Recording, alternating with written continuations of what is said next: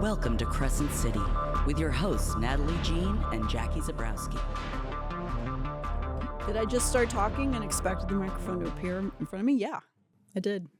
I'm glad the microphone didn't just appear because then we're living in Beauty and the Beast. Oh, I was just imagining like a hellish AI world where the things were sentient. I would prefer it to be magic. Yeah, it's always magic, Natalie. It's never AI. Maybe that's how we need to change and accept AI. Just see it as magic instead. Oh, I think the magic... It's magic. You never have to use your brain ever again. You never have to be creative ever again. It's broken. Natalie, you never have to write a text message ever again. I don't You know just if go to the robots. You let the robots do it. I don't know if you've seen what Grok's been up to, but it's not going well. Uh-oh. I don't know what Grok's from. That is Elon. I hate even saying his name. Are you bringing him AI? into our magic world? Well, you're saying the AI is magic, and if Grok is the magic, I think we're in trouble. We're in big trouble. I thought Grok was like the himbo from Emperor's New Groove. I mean, they're all naming all their stuff after, like Peter Thiel's named his company. Did he name it after the guy from Emperor's New Groove? Because that's quite a crossover. Peter Thiel named his company Palantir after the evil in Lord of the Rings. Oh, I thought nobody's it was like, questioning that. I thought it was like when you cry during a palindrome, like you have a Palantir. That's also... I wish that was why he named it that. They need to be bringing me in there to help me name things. You have not, I don't want to say this, and What are you about to say? What are you about to say? You look like you're wearing Steve Bannon's jacket that he wears 24/7. Whoa, I'm a maniac. You better watch out, everybody. I'm sorry, Natalie. But you're a beautiful version. I am a beautiful version, but maybe it's because I had to hide what's been gouged into my arm. And yeah, this side says 69,420, and this side says 24601. Because I think that this corpse was actually a Les Mis reference. So is it So it's two separate codes? Yeah, it's two separate codes. One's the Valjean. And that one, you don't know. It's like, is it to steal candlesticks or is it to, like, I don't know, loosely adopt a child that's dirty, that wants to live in the clouds? Fucking center to the clouds. I'm sorry. Also, I need to be more frozen. Wait, Natalie. Is that you? That's how they found her. She was frozen. Sophie? Let my corpse go. Let my corpse go. Sophie wasn't frozen. Frozen. You look like the Star Wars guy. Well, no, I think that she was under the water. Yeah, she was like, wasn't she like crystallized? No. I thought she was frozen. Can we have our Sophinators? Tell me, she was frozen. You think whenever they were all grieving over her body, she was laid out like that? Yeah, I thought that she was like Han Solo. No. I mean, listen, it's your imaginations. You can imagine it any way you'd like. Thank you very much. And I do feel she was suspended in ice because, like, I feel like it would have been cold. Yeah, certainly. It would have been cold. I just feel like maybe they wanted to give her the Disney brain treatment, you know? Good old Ed, put it in the cryogenic chamber. Is that Disney treatment? Oh, like the Walt Disney. We know his head is somewhere. We got to go find that body. We got to go reanimate it. I want to find out what goes on in those synapses. Is it another Robin Hood? Did you? Did he put his body? He didn't. His body's balls? Just gone. You want to ask about his balls? I think this whole thing is a myth, by the way. But why would he only freeze his head? No, I think they have the whole body because I think they want to, make pork more Mickeys out of him. You know what I mean? I mean, make some more amusement parks. They just leave just the penis working, and it's on a continuous pump. It's like a spigot. And you don't want to know what happens when you get to the bottom of that well. Like it's on a hot dog heater? Yeah. At a gas station? Yeah, but I was more thinking of I feel like the dick would be hooked up into sort of, like we were just talking about, a nitro cold brew tap in your home. But that's what you tap into because, I mean, that's the juice. Penis? Yeah. Okay. Well, and not to say the juice is loose again, because I did say that on another episode recently, but we got to loose that juice. Can we take that back now that he's passed? I think we can take it back. I've taken it back. Yeah. Because, I did get Henry years ago an actual Juice is Loose shirt that they had sold after the Juice is Loose. But then he said he wouldn't, he's like, I can't wear this anywhere. And I was like, you wear it everywhere. I mean, you will strike conversations, and that is not what you want to do. 2026. Your t-shirt is begin conversations with strangers. Mm-hmm. And you want them thinking, is that guy pro J? And I don't know. Who knows? In this world, we are what we make of it. And that's why we believe in magic. Yes. And that's why we think things will become sentient and we will have sex with them. Consensually. Yeah, because they're sentient. Yeah, hopefully they're consenting. Well, Grok is not being consensual. Let's just say that. Shocking coming from the gentleman that it came from. Kronk was his name. Kronk. Kronk. Who was that again? Oh, from Kronk is from Patrick Warburton from Emperor's New Groove, and I am very attracted to the voice of Kronk because he's got like a big himbo voice in it, and Jeff does the Kronk voice for one of his D&D characters, so it gets me all talk about the Jews being loose. Whoa! But it's very different, and you shouldn't use it in that context unless you're referring to Walt Disney's cryogenic nitro cold brew tapped penis. And yet. See, here's all the headlines about Grok. You can't even read them off on our show, and I would prefer you didn't, but that is what it says. Man, and it's too bad. Every time you think about Grok, think about Kronk instead. You're welcome. Rebranding. Elon, bring me on board. No, please don't. I'm ready. Don't go anywhere I'm ready near to him. sell my body to the billionaires, Natalie. Oh, Let okay. me go. That's fair. I'm a corpse. I'm just a corpse. Well, I'm just a corpse, and I'm sitting here waiting to live. Okay, well, let's see where we are in this world. 69 420. This bitch knows. Whoa, where is that going? What is that? What are those numbers going to get you to? If you 420, are you really going to feel like 6-9ing? Is my question. I mean, yeah. Really? Yeah. It's a lot of work. Yeah, it is. But honestly, let's be real. Sex is a lot of work. And I feel like that's not the kind of thing that is discussed often enough. Like, sex is work. Oh, of you course. Gotta go, like, you There's gotta get in there. about the 6ing and the 9ing that, or the 96ing, whatever you want to do. Whoa. That, I don't, I mean, 9 Is that butt to butt? No, I mean, it's the same. 99ing. Well, then that's just all top, no bottom. Now 66. Now, yeah, that's what I'm talking about. 66. Yeah, but yeah. Give me that heated rivalry. Did you watch any of it, Natalie? Did you watch any of Heated Rivalry? I have not, but I need to. Hockey boys. We, where there's no hockey boys here. Bring them here. Bring them home. Let them fuck. Let them fuck. It's more Les Mis. I'm not going to sing Les Mis just because I have 24601 on my arm. I'm not going to sing it the entire episode. It's almost like you did it to yourself and to all of us. If Natalie, if you take out your red lipstick and you think, what numbers are gouged into this corpse's arms? What am I just going to write random numbers? Yes.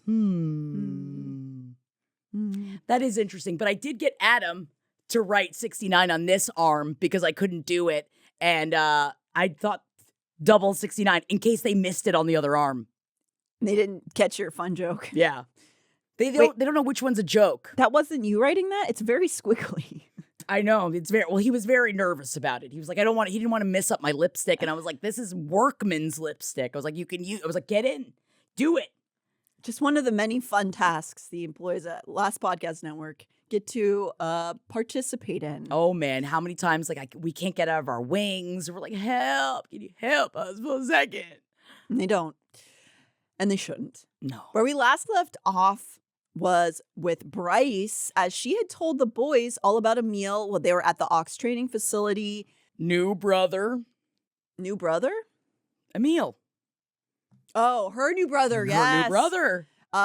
AKA Connor, which I will say, I did not until very recently put together that Connor was named after Connor. It's just like, do we need to do this? He's already asking everybody who will listen if they can bring his brother back. You gonna do that to him too?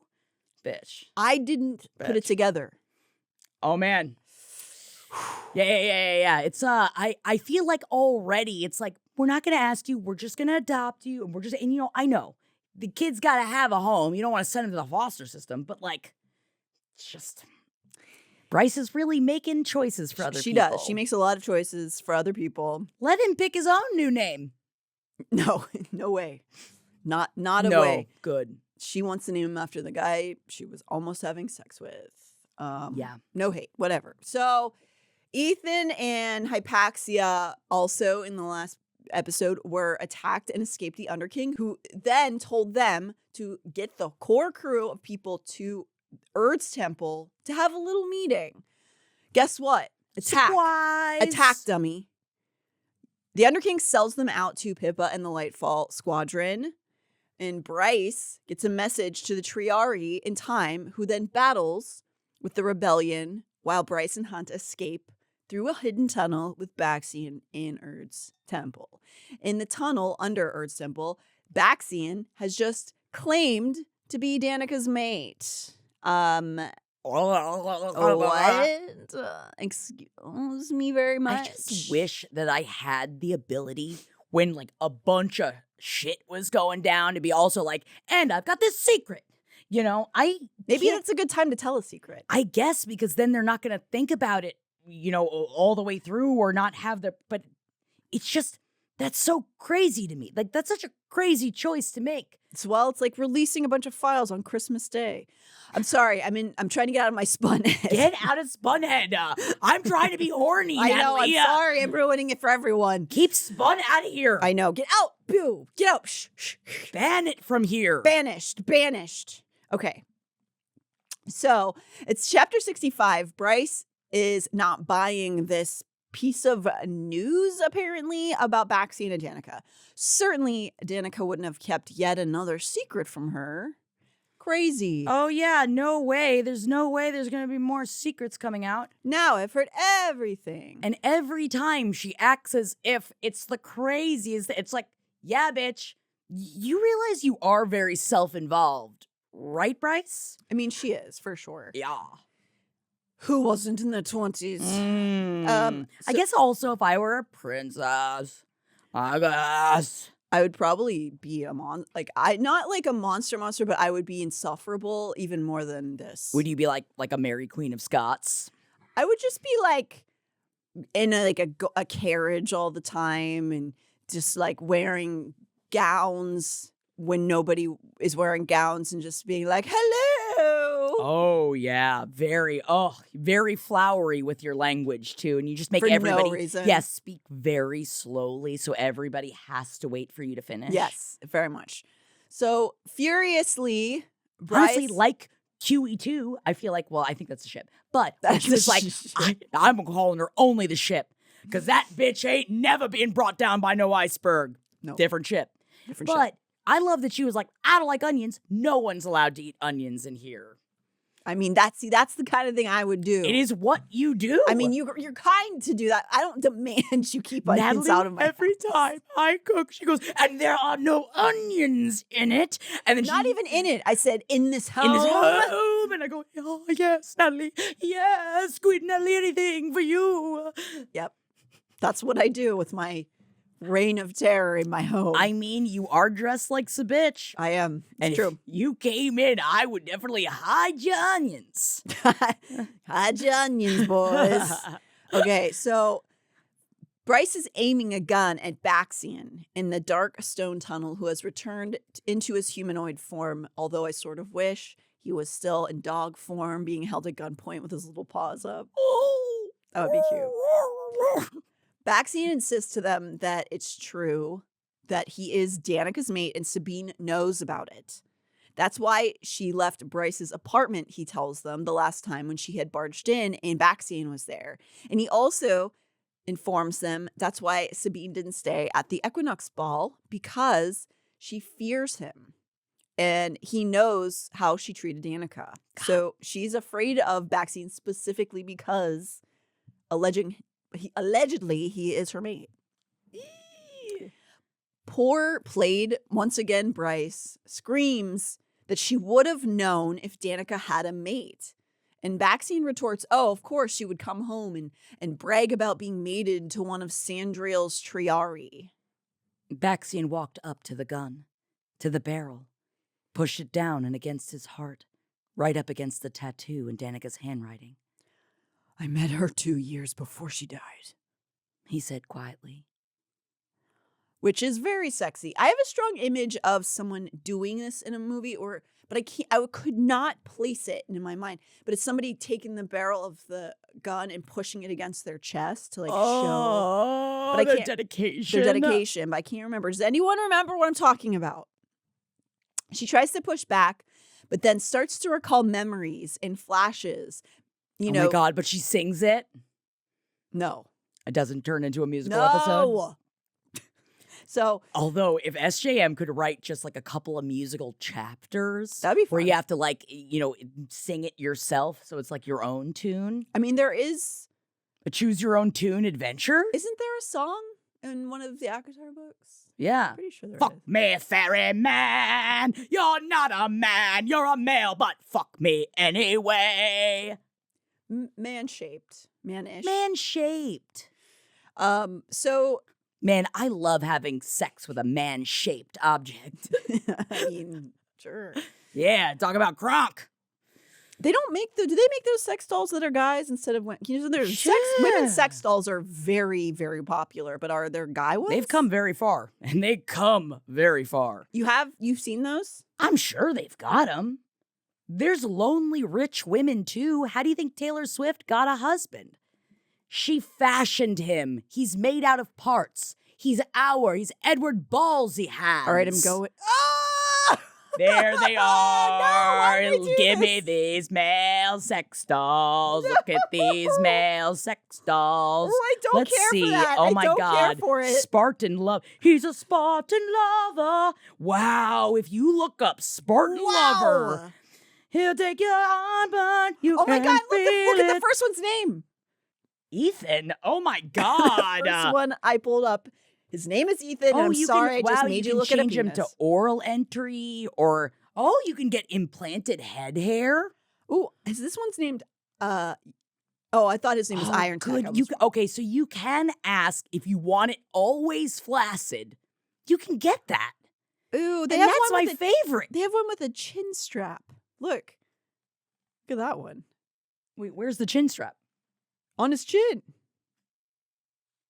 Oh, the hair. I thought you meant the dildo. I was like, Natalie, I don't see a chin strap dildo on that sex doll. I thought you meant dick up top and dick on bottom. I was like, whoa, double dick explosion. Wow, this is, I'm sorry. I know you guys need to hear about the chapter, but I don't, I'm a little James, speechless I know right that now. you want to look up these dolls, so if you want to go to put Honey up Love. any of the... No, I'm actually going to say that maybe I shouldn't promote the website. Oh, we're looking at two different ones.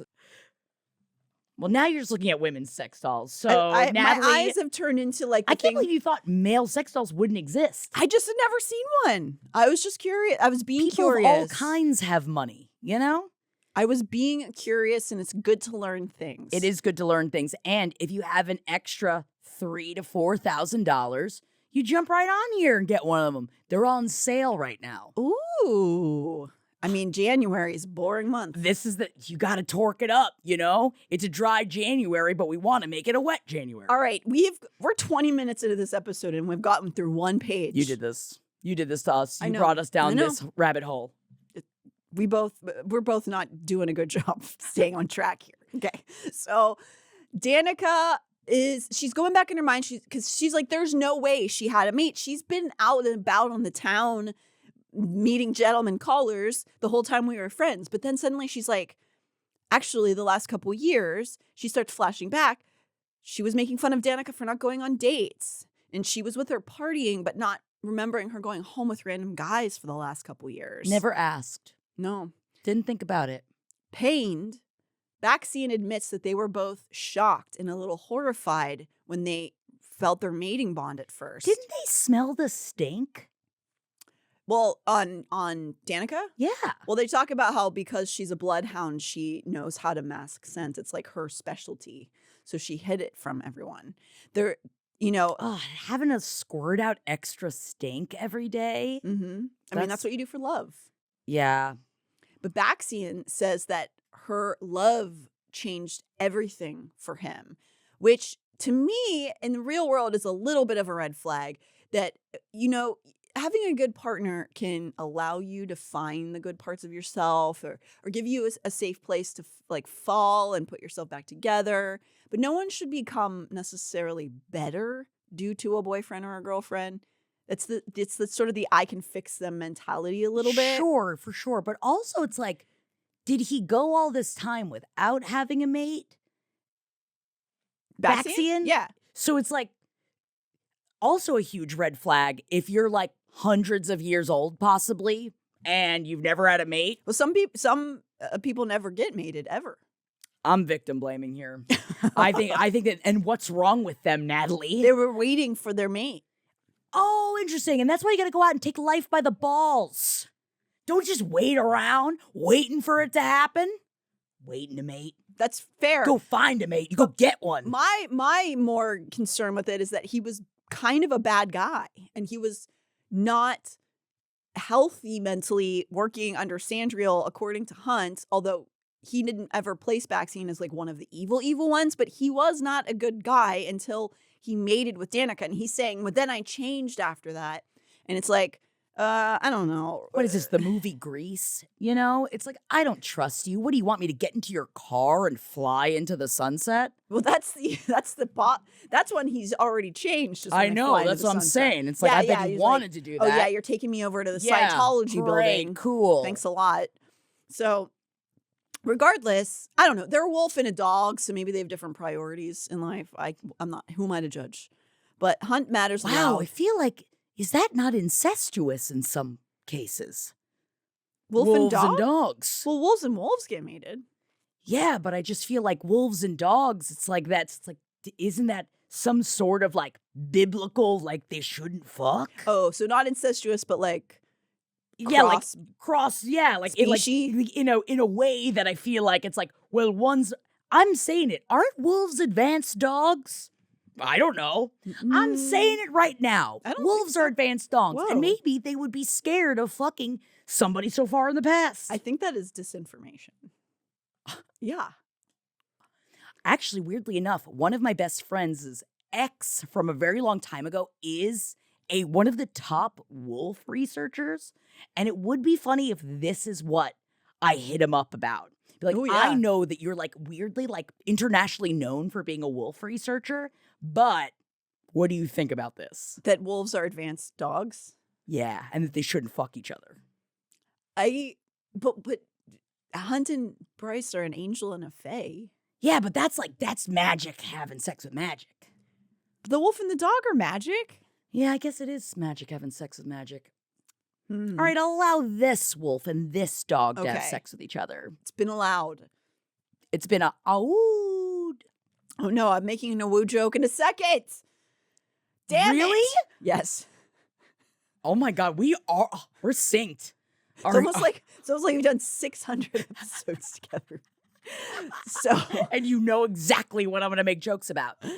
Hunt mutters as he's like bringing up they're bringing up these points like maybe this is real, and Hunt mutters aloud that it's right around when he was sent away to Lunathian when Danika and Baxian met. So Baxian's great change in behavior, if this is all true, happened after Hunt left, hence his confusion about Baxian's seemingly big attitude adjustment when he came to Lunathian. Despite Bryce's fury, he continues on that they had met when Danika had gone to an international wolf assembly, like the Awu'en. Say it right. Awu'en. Thank you. Give it with gusto. I know it's the second Awu joke, but I needed it. Thank you. Yeah. So double Awu to you. Baxian was doing his triari thing. Danika gets called to this wolf what do you call it? It Symposium. sounds made up, but all right. It's where they all get together. I swear, we went to this wolf party, and then I met her, and it was crazy. She's ashamed. Yeah, I just feel like it's like, yeah, I'd go into a wolf assembly too, probably. Wow, wolf hating over here. Yeah. So she went to this big thing, and Wait, but then the dog's allowed at the wolf thing? the dog wasn't there. Oh, dog's not. It was near Sandriel's territory, and so she sought Baxian out because she had been, as we know already, researching rare shifters. Apparently, Baxian's shifting abilities are that for some reason we don't know yet. We know a little bit about Danika's, though, pursuits because we know about how she went in. They saw the footage of her in the library. She opens the book and clicks the picture, and they find out she's looking up ancient lineages. And so she's doing this kind of research, and apparently the same pursuit she had sought out Baxian for is what she was looking for in those books. She wants to know about these old lines. So that's how they met each other initially, because she sought him out to find out information about him. Bryce was shaking with anger at this point, most of it directed at her, kind of herself, at her naivety, and uncovering yet another thing Danika has kept from her. But resigned that Baxian might be telling the truth, she asks Baxian if Danika was killed because of something to do with synth. Like, oh, if she's your mate, tell me something I need to know. He says no, it wasn't because of the synth. He believes it was because of the information that she had been pursuing about the old lines. He continues somberly that she had an intuition that she wouldn't live very long, like to an old age. And she was seeking out these lines, hoping to find an alternative to Sabine to lead the wolves into the future. So they got together this corporate retreat of wolves for her to go sniff about. Literally. Oh, she sniffed. And she snarfed. Well, I'm sorry for Baxian. I guess he liked it at least. Yep. He likes a good snarf every now and then. But then, after she met Baxian, mated with him, and fell in love with him, she began to expand the idea of not only trying to find a replacement for Sabine, but the idea of maybe she can stop the path, the rolling stone that is happening on this planet, and there can be a way where she can be with her true love, and they could all be free, So, okay with your hope. I know it's hard. Sounds like you choked on that hope to death. It's hard I'm sorry, these she was days. ripped apart, Jackie. Jesus Christ. She was. Oh, well. So, she's thinking in this bigger, maybe we can make this world different, rehaul it, and no archangels, and, where that's going to lead to the Asteri. So her death may have signified, actually, the Asteri's fear of her.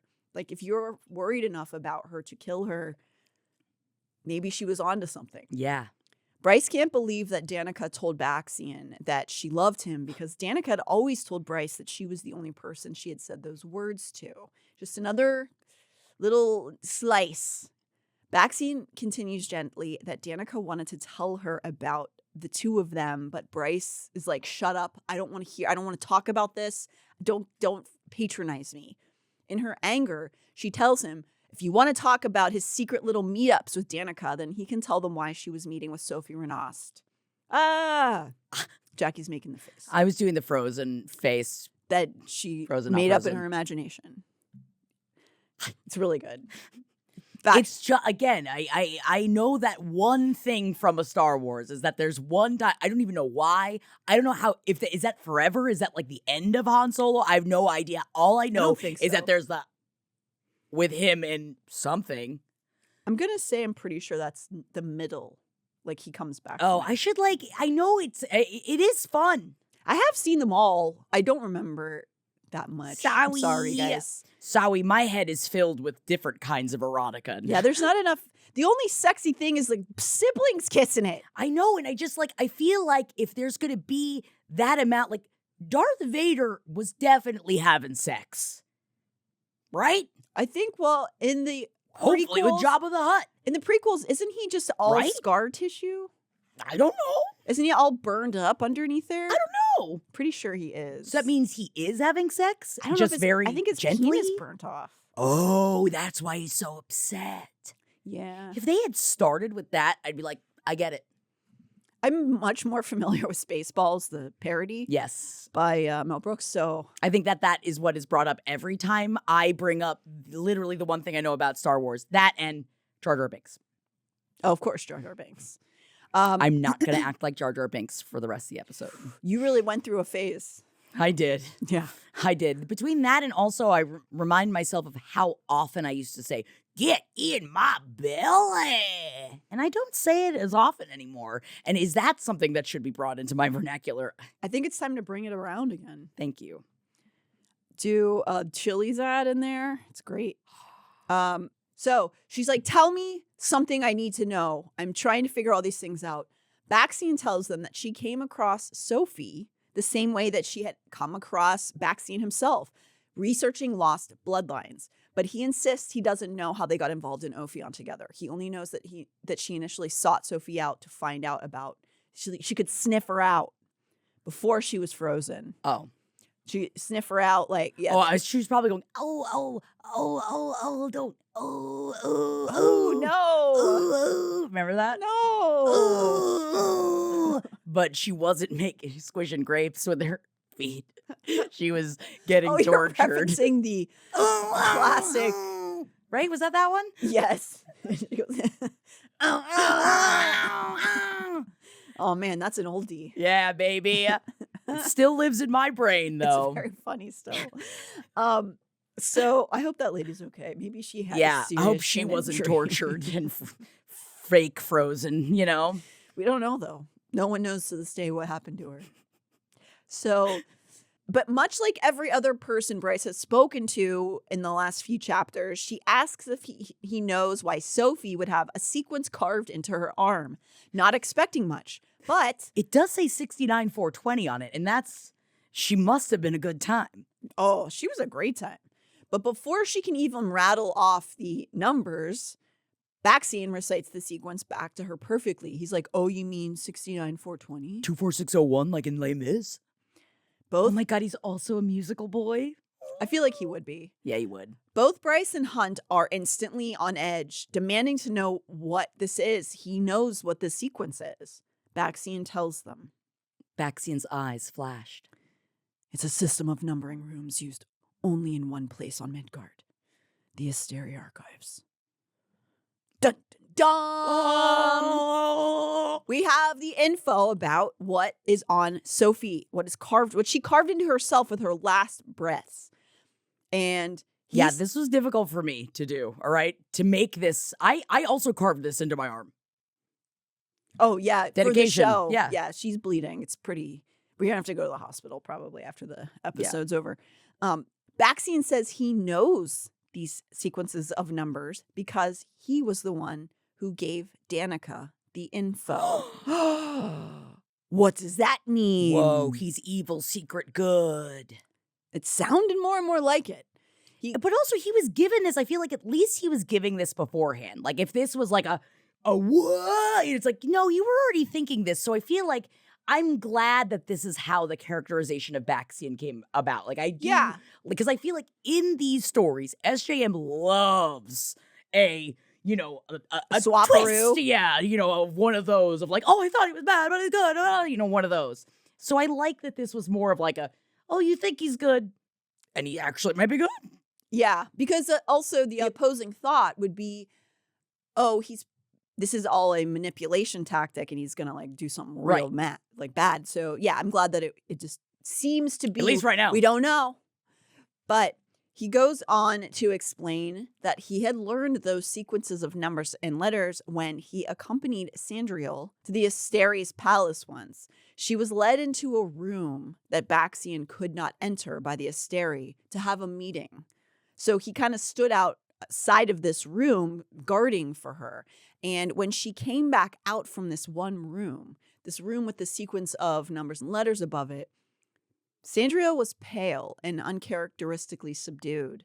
It was so much of a difference, he burned the marker sequence of the archive room into his memory because of the reaction he saw on her face. Like, they had just shown her something.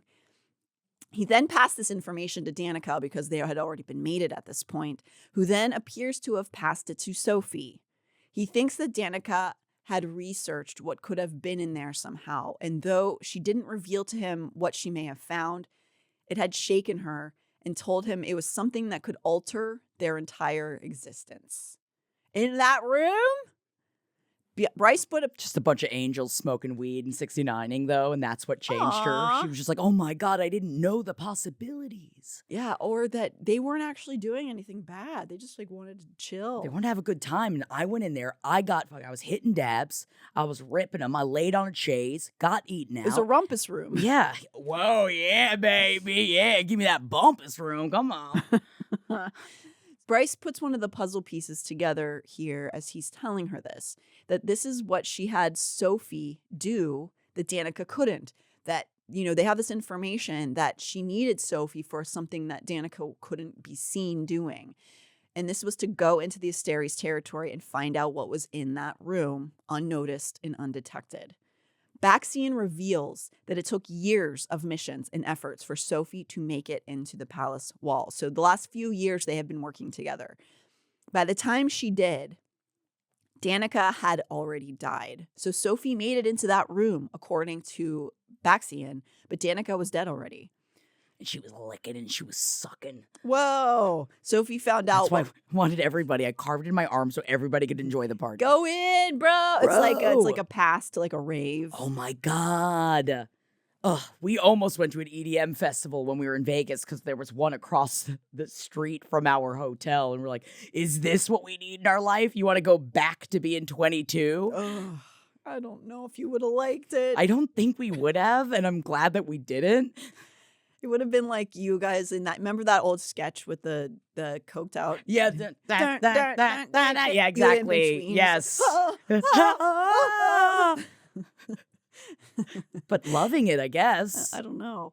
So, Night of the Roxbury. Night of the Roxbury. There you go. But Sophie apparently found out what was back in that room, and she was going to use it to the advantage of the rebellion and of the people. When Baxian explains that the Eternal City structures and buildings aren't available online to look through for layouts or blueprints, because they're immediately like, where is this? How do we get there? He's like, there's no real way to just like find out. There's not like a Google Maps tour. They're big bad evils. You think they're just going to give you a map? I feel like, isn't that the same way with the what's it called in Rome? I don't know. Gladiators. Where the priests live. Rome. Where the priests live. Oh my God. Vatican. Vatican, thank you. Nothing. Fucking Vatican. I remember there was that movie. The Vatican. With the smoke, and they got to put the smoke up. That's about when you know there's a new pope. Yeah, that's it. That's all I know. I feel like isn't the Vatican also like that? Like nobody can know what's in the building. Of course you think they don't have secret boys' rooms? Well, they even beyond that, they have like a trove of wealth, I'm pretty sure. But also maybe they have their like craft rooms. I hope so. That's where they got to make the candles. They think I got the money to go out and buy those candles? Everybody's in there being like, oh, I got to remember somebody. I don't like these candles. Yeah, no, they definitely, the problem with them is they don't have enough money. That's for sure. It's like the nuns making the cheese. Yeah. Remember the nuns making cheese? Man, last time I went to Universal for the Christmas stuff. Were there Universal nuns Studios. Making cheese? There were nuns on the mummy ride with me. Did they love it? They did. They were really cute, honestly. Back in the habit. They were, I have not seen mummified. a lot of that recently, but there were two women in full habits wearing little puffer jackets on the mummy ride over the habits. They had just the head thing, and then they had like a dress and like a puffer vest. It was very cute. And then they sang. I just assumed nuns had heavier habits that they would wear. You know, I have no idea. Like oh my God, like in Narnia, like like the witch, where they just come out, but they're in these like full fur Jesus capes. That would serve, but I don't think that they get those. I think they're mostly forced to wear thin linens and things like that. It's like if you're married to Jesus, you'd think you'd get some bennies. I think the benefit is that you don't have to have sex with a man historically. You can just be a lesbian, girl. I know. But I mean, that's not true for all nuns. I'm not saying that. But hashtag not all nuns.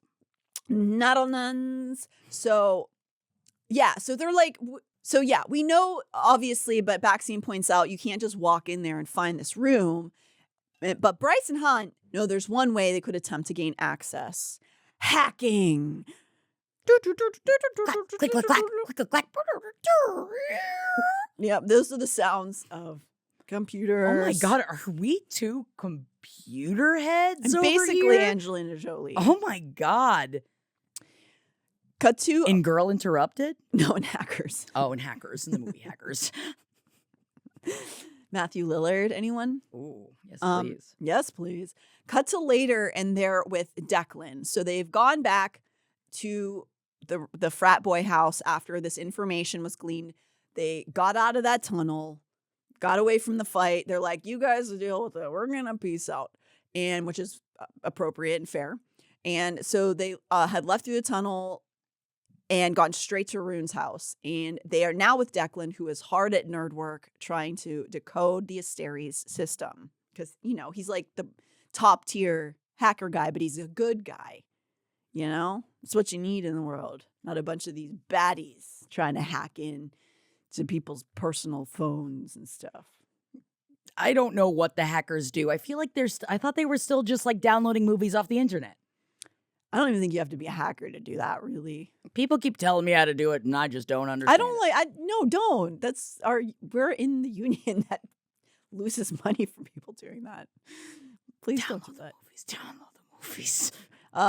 They're all streaming them anyway. It doesn't matter, Natalie. I know, but there are actors who live off of those residuals, and it's who?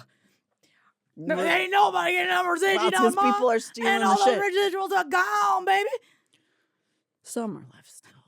It's true. The residuals I get the most money from are the ones that are from like 10 plus years ago. Yeah, no, there's no residual. Yeah, it's gone. They don't do it anymore. I get some. There's not very good ones. Yeah, you have to work with someone really evil to get it, I think that's how you get the residuals.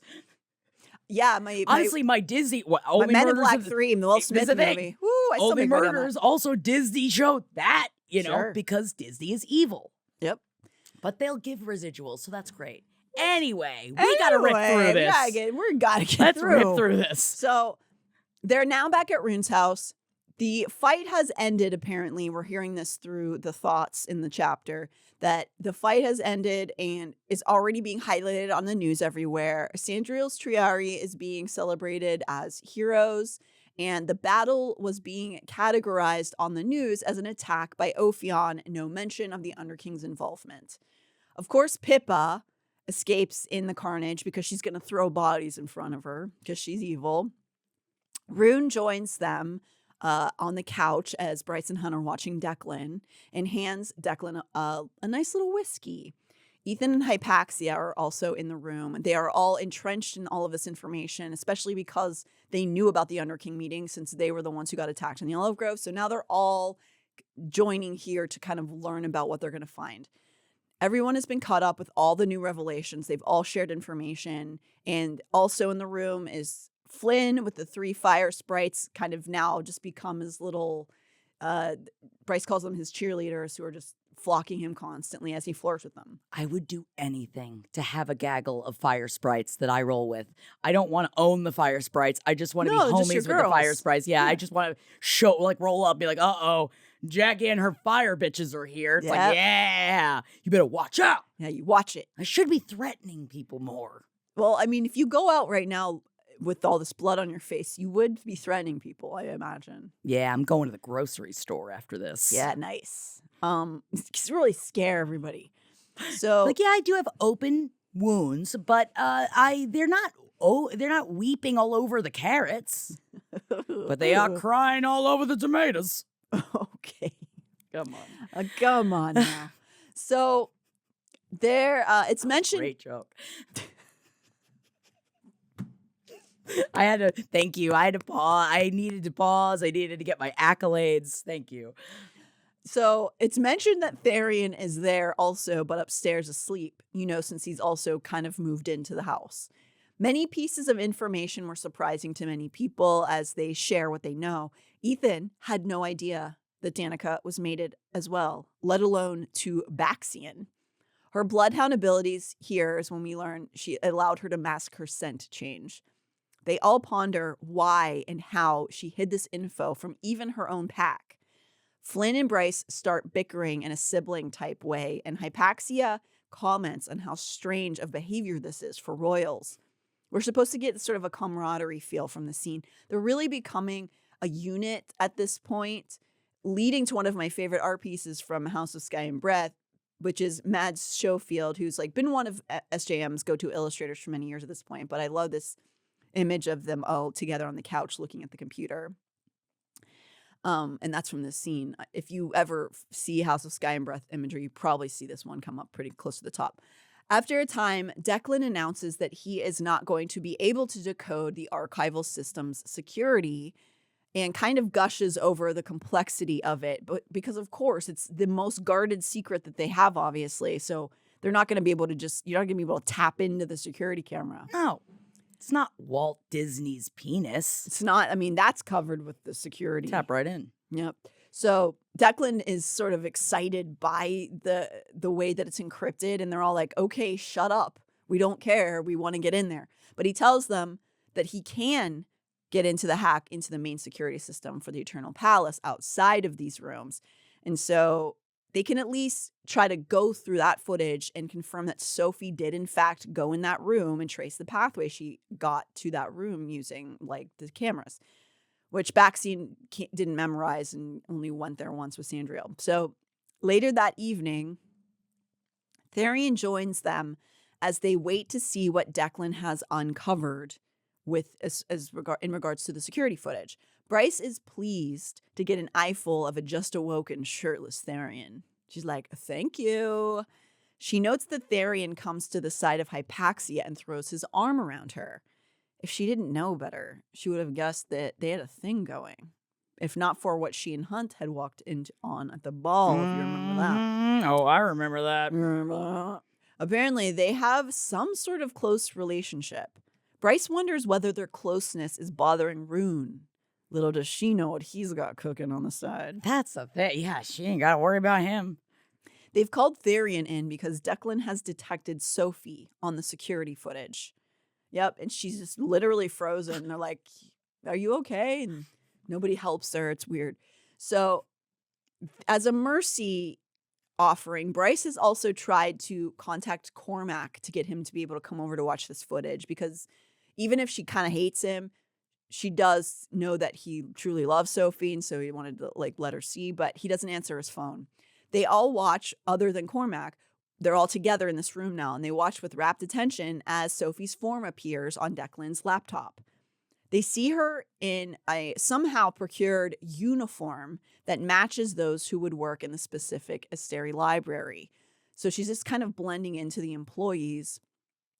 They then spot the series of characters that had been carved into Sophie's arm above this one door, and then watch Sophie slide inside of it. Declan tells them there's a 15-minute gap, which he skips through, and then she comes back out. Nothing is apparent in her hands. There's not really a shade of fear or shock on her face, which I imagine would be part of her responsibility. Yeah, you go in looking crazed. You look crazed when you come out. They're like, oh, she's the same. Yeah. It's a beautiful face you're missing if you're not watching. You should check out the YouTube, though. Yeah. So which I imagine, that would be, her responsibility. Except Declan slows the footage and points out she may be calm and placid, but just like Baxian saw with Sandriel, her face has lost all color at whatever she saw in there. Declan concludes the footage by telling them that this was captured only 2 months prior, right before she went into the Asteri's death camp. Bryce already knows what needs to be done, and she can feel the uneasiness spread through the room when she announces it. They need to break into the Eternal Palace and get in that damn room. You gotta get in that room. We're all... what if it's like the tiki room? All the birds sing woods and the flowers bloom. And she comes out, she's like, there were so many birds. Did you see when I got a cocktail? There was a thunderstorm.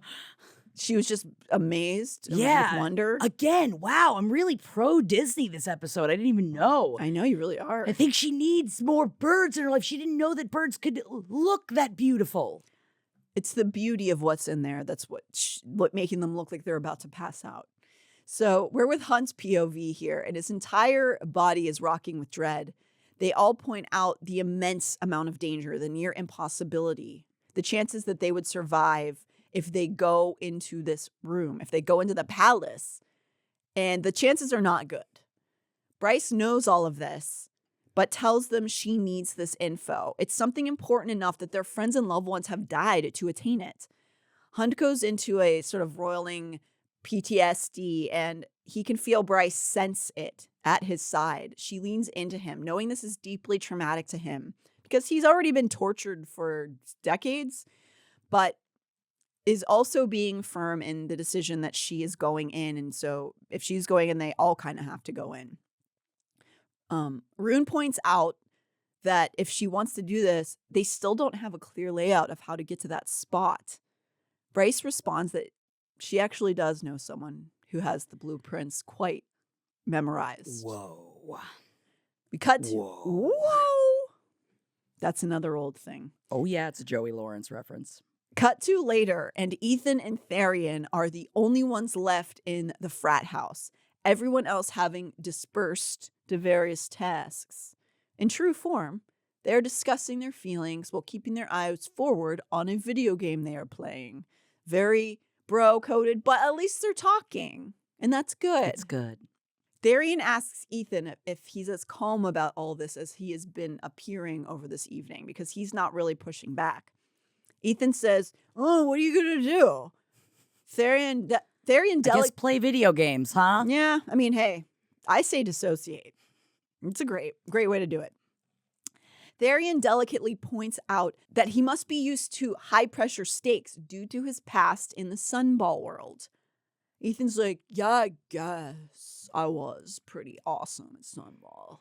He presses Ethan a little further, and Ethan eventually is like, I haven't had a normal day in years at this point, so what's the difference if we go into the Eternal Palace? And, like, kind of get it. Like, I get that. Yeah. After they play silently for a while, Ethan asks Tharion about the River Queen's daughter. I'm like, what's your guys' deal? They're connecting. Tharion explains the betrothal and responds, "Nope," when Ethan asks if he loves her. Ethan sort of just goes, Bummer. Tharion asks if Ethan's seeing anyone, and Ethan sort of goes like, "No, don't you know I love Bryce? I love her." Tharion's like, "Yeah, dude, everyone knows your game face doesn't work in the face of love." So everybody can see him being a real Jacob over here. Oh my God.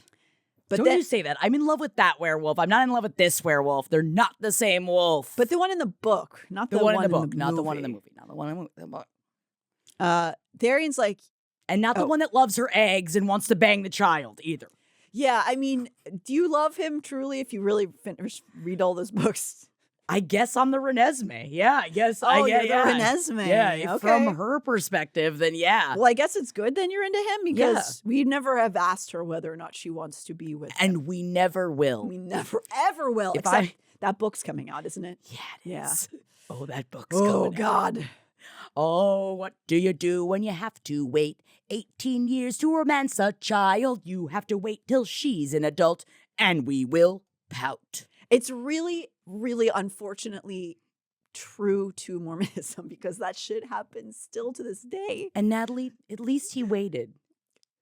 Yeah, you just sit there and you stare at it from across the room and go Are you filling out yet? Countdown clock, the whole thing. Olsen twins. Set up. Yeah, exactly. I want to know the exact second I can move my brain in. I'm part of the problem. I'm gonna read it. Yeah, of course I'm gonna read it. Tharion's like, "Okay, yeah, dude, we know you love her." He's like, "I don't love her anymore, though." Tharion's like, "Okay, Broseph, message received. It's cool." Then on a more somber note, he quietly tells Ethan that Even Bryce wouldn't want to put the idea into people's head that he's going to say, but he would recommend maybe trying to get some closure with anyone you hope to before they all go to the Eternal City. Essentially saying, probably some of us are going to die on this mission. Tharion knows the odds are against all of them. For some reason, as Tharion is saying all this, Ethan's mind, including about if you're seeing anybody, his mind goes to the wolf in the tank at the astronomers. Ethan sighed, set down his controller, got up from the couch. Tharion arched a brow. Ethan said, "There's something I have to do." But also, speaking of video games, and if you love erotica, you might love dating sims. And I do want you to check out, soon I'm going to be a part of the sequel of a dating sim. The dating sim already exists. It's called /fic. You are able to romance or get killed by slashers. And they are big, hunky men in the original. And now there's a sequel coming out where I play one of the characters you can either get killed by or be romanced by. And yes, I will be a harlequin clown of sorts. And yes, I will be a Southern woman. And if you want all of that, To be romanced by Jackie Zabrowski. or killed by me, Or whatever, a little both. check out /fic. And it's actually a really great company that helps creators keep their IP when they create it, which is something that's almost unheard of in the world of gaming. So check it out. I'm really enjoying this woman-owned video game company that we are working together. And I just thought, if you guys hang out here, maybe you might like that. Because you do listen to, at this point, many hours of me speaking. So maybe you want to hear more of it. And maybe you want to be sliced. Or Kissed. I was going to say slut. Slitted? Yeah. Slitted. Sliced or slitted. Whatever you want. It's fun and upsetting. And it's it's great. also cheeky. It is very, it's written by a funny woman. So Hell yeah. Great. I know. It's so fun. I'm so glad you're living your dreams. thank you. Check out /fic. All right. Chapter 66. All right. We're with Bryce, who has just revealed her plans to a pissed off Fury. They are at a dive bar sipping drinks later on. Bryce has called Fury here after being unable to shut her mind off that night, even after Hunt had exhausted her thoroughly. So many more pieces of Danika. She had to listen to Ashley Simpson for hours. I forgot to put Whoa, pieces of Danika. Oh, wow. That works out much better. So she was laying in bed, that song rolling through her mind over and over. And she's like, I can't go to sleep. I got to get up. I got to talk to Fury. She's trying to appeal to Fury, but Fury is, furious. She tells Bryce that she is utterly insane to try to get into the Asteris palace, that they will make everyone she's ever loved suffer when she's caught. Do you remember the top of this book when they literally were like, you're fine. Just don't fuck with anything. And then it was just immediately that it's like, yeah, Fury, she knows this. At this point, she knows she's fucked no matter what. So you may as well go help people. I'm going to reapply my lipstick while we're talking. Yeah, get it, bitch. Oh, so bitch wants to get all glammed up. She wants to make sure Ethan knows he's going to be alone forever. And that's fur with a U. Aww. Yeah, because they're wolves. Yeah, I got it. And if you want your brother, go find fake new brother over with fucking Ember and Daddy, okay? Randall. That's the thing. He can go. He has a new Connor. Go get him. He has You want to raise Connor. him? Go get him. He has no powers. Go get him. Oh, it's not important anymore now that he doesn't have any powers? Well, why don't you sit with that for a while and think about it? So, At least he knows that brother will never bang Bryce. I hope not. So, Fury is trying to talk her out of doing this, essentially. But this is who Bryce was referencing in the previous section, that who knows about the layout of the palace. This is why she is called Fury that same evening. And she says, basically, I'm going to do this, so help me not get caught. You can. But even Fury doesn't know exactly how to navigate that library and certainly hasn't seen inside of the room that's causing everyone to come out. A ghost. Maybe it's just playing Two Girls, One Cup on like a big projector, like a wall projector. Yes. Like, or not Tub Thumper. Aw, Tub Girl. Tub Girl. Although maybe she was listening to Tub Thumper. I don't know. Perhaps.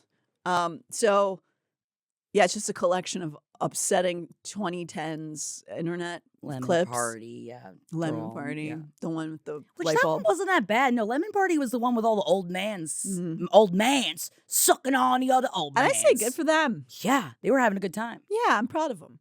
So she tries to appeal to Fury's love of Danika, asking her whether she wants to know what Danika fought so hard to learn, gave her life up for. Fury slugs her drink back and says, save it. She's a mercenary, of course. We know this. She has done deeds, bad deeds probably, for every side, every party, and tells Bryce, why do you even want to stop them? Like, everybody sucks. Like, everybody's bad who runs the government. But I think this is a little bit of a cope because obviously the Asteri are by far the worst. They control people like through like all kinds of horrible ways. Bryce corrects Fury that she and the crew, they're not working for a side. So you can say all the sides suck. We're not working for a side. She asks what Bryce is working towards then. Truth, Bryce said simply. We want the truth. Fury watches her for a moment, appears to make a decision. She tells Bryce she's taking Juniper out of the city. Bryce approves of this. She asks if Fury will also take Syrinx with her, and she says yes. Oh. And frowning, she tells Bryce she'll get her whatever intel she can on the layout. Yes, at least this book can be on thedogdoesnotdie.com. Oh, it can be for sure. Yes. Not that, I mean, I don't want Syrinx to be offended by me referring, and I don't want Baxian to be offended. I don't want Danika to be offended. I just, I think that wolves would be offended being called a dog. So. Sorry. So you wouldn't. Yeah, but you fucking one. Right? That's what I'd say to Danika. You fucking dog. That's right. Yeah, get her. Get her. If I were a wolf bitch friend, oh my God, especially Sabine. Can you imagine what Sabine said when she found out she was not only fucking Baxian, but also a dog? Joke's on Sabine. The more she hates him, the more Danika's going to love him. Of course. Tale as old as time. So Fury has basically signed on to help them do this mission. This very scary, dangerous mission that we're coming towards the end of the book, is going to be some shit. Yes. So we cut over at this time to Tharion, who seems to have given himself the advice he gave to Ethan, and he's applying it now. He is walking towards the River Queen's daughter, who is sitting on the edge of the water, lounging near the bone quarter. He has called her here. My date with the River Queen's daughter. Yeah. Many dates, 10 years. Just think about it all the time. I always think about that song. He feels weighed down by the fragile beauty of her long flowing hair. Instead of the desire that got him into the situation, her appeal fills him with dread. As he approaches her, he thanks her for meeting him. And he said an otter. Cute. She turns towards him, smiling, and he feels guilt rack him, thinking about the happiness he saw on her face when she was dancing at the ball the other night. He tells her he needs to talk to her. Her smile fades. Her look turned wary. He could have sworn the Sobex drifted closer. Tor spotted them and began snapping photos along the quay. Saw the River Queen's daughter and began snapping photos of the beauty, too. Before he says anything more, she guesses correctly why he's there. That he wants to end their betrothal. Instinct had him fumbling for soothing lies to comfort her. But if he was going to die, either at the Asteri's or her mother's hand, he wanted to do it knowing he'd been honest. Yes. He tells her he does want to end the betrothal. I feel like this is very, did you have to do this, Tharion? I feel like this is a little self-serving to be like, 'cause I might die. So I want to be honest with you.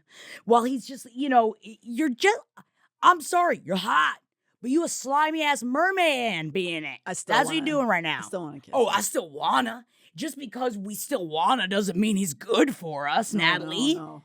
It's just like, I feel like this is like, why'd you have to do this? To put this into River Queens so that the River Queen's daughter, like, if you die, can be like, but he did come to say, fuck off. Fuck off. Yeah, I guess, yeah, it feels like less like amends and more like I'm getting this off of my own chest. I feel bad for, it makes me feel bad for the River Queen's daughter. We don't even know her freaking name yet. We don't know her name, no. That's how little he thinks of her, I guess.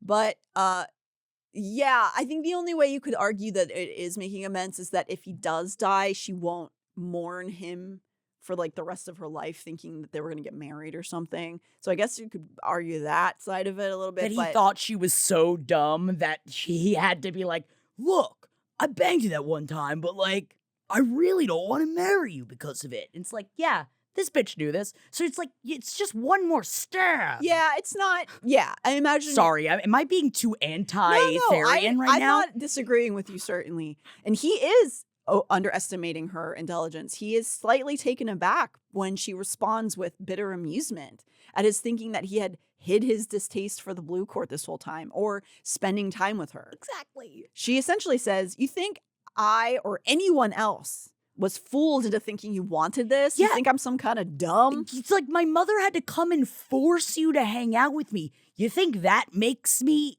like, not have an ick for you? And the truth is that, well, she's that torn thing of like a young heart. No. Where the truth is he has taken her to be a foolish person. Maybe not as much as he had projected onto her. She might not be as foolish as he thinks.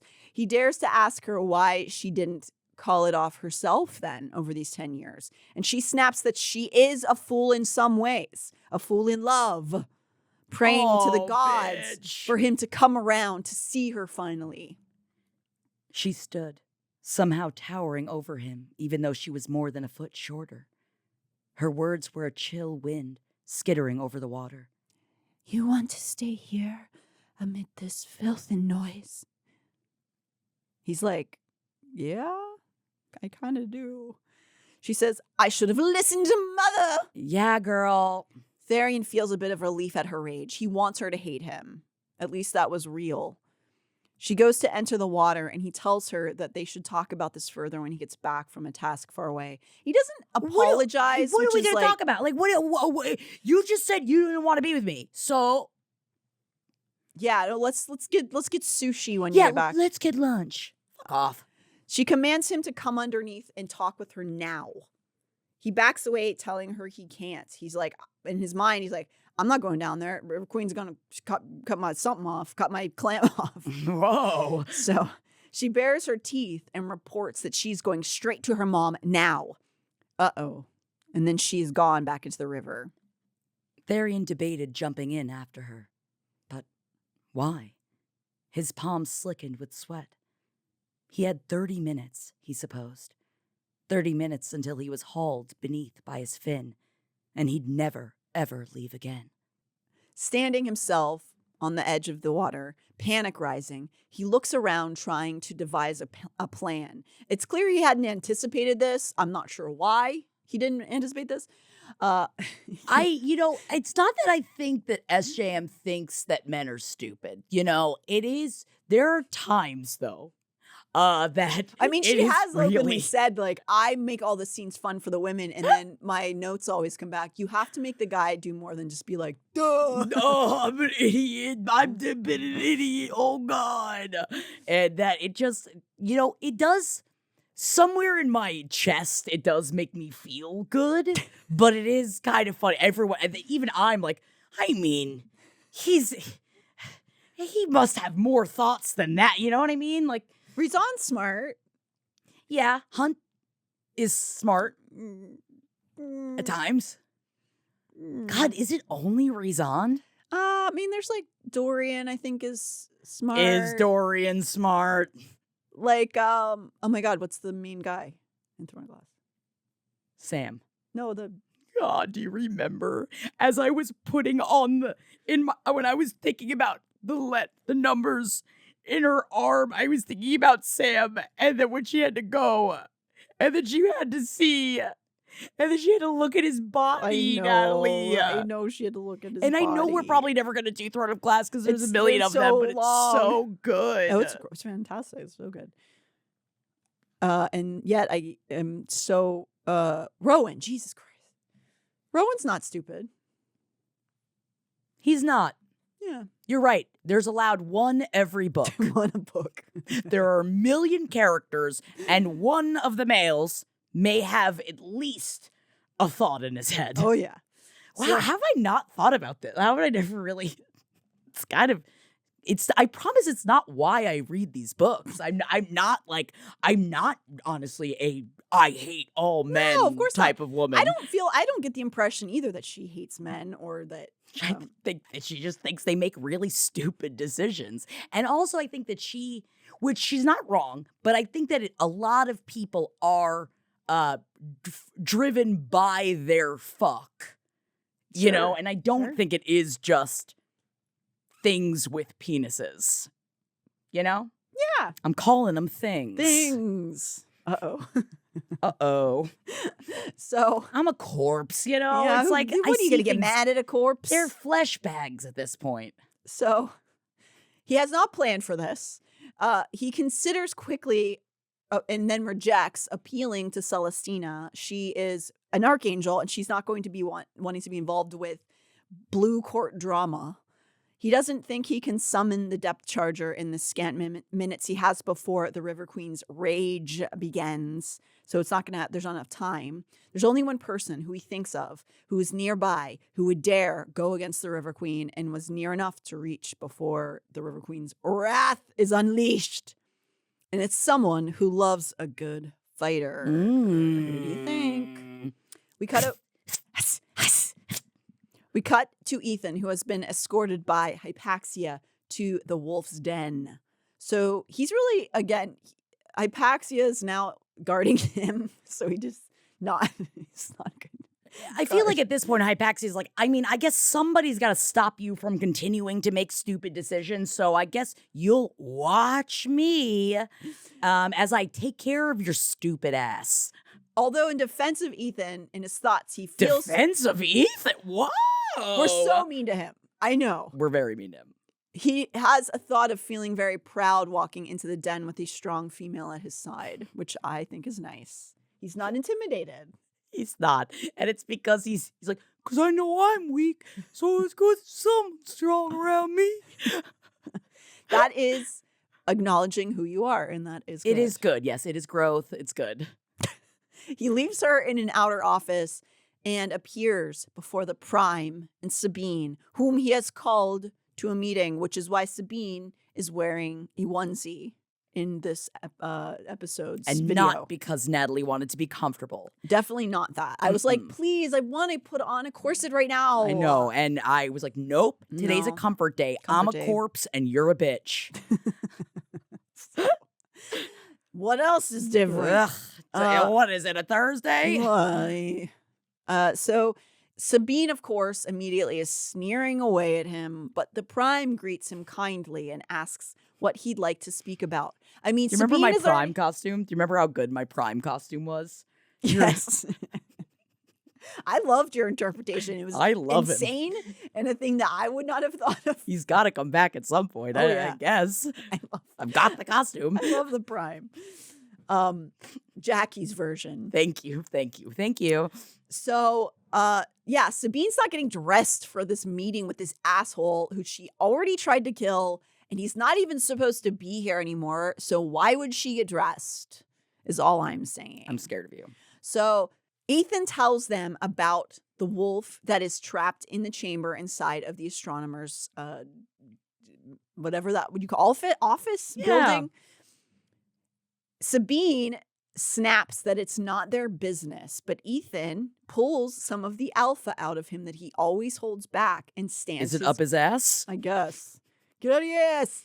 And stands his ground, telling the Prime that it is a wolf, so it is their business. An alpha, no less, is in that chamber. Oh, okay. But Sabine doesn't want to deal with it. She's like, whatever. I don't give a fuck about that. This dumb wolf in there. It's not our problem. We have enough going on out here.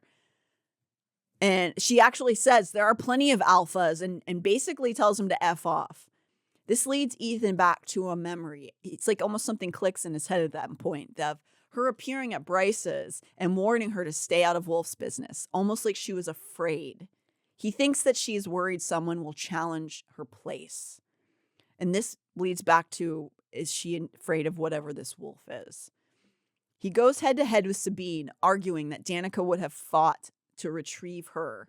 And Sabine is like, yeah, my daughter's stupid. Yeah, and I hate my daughter. And it's like, again, Ethan, it's like, come on, think better. You need more than that.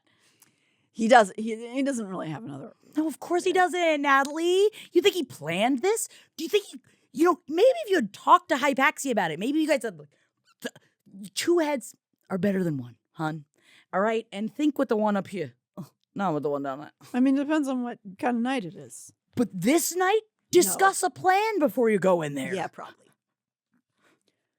The Prime stays silent through all of this. So after a while of arguing back and forth with Sabine, Ethan walks out of the office. At least he tried before he left, he thinks.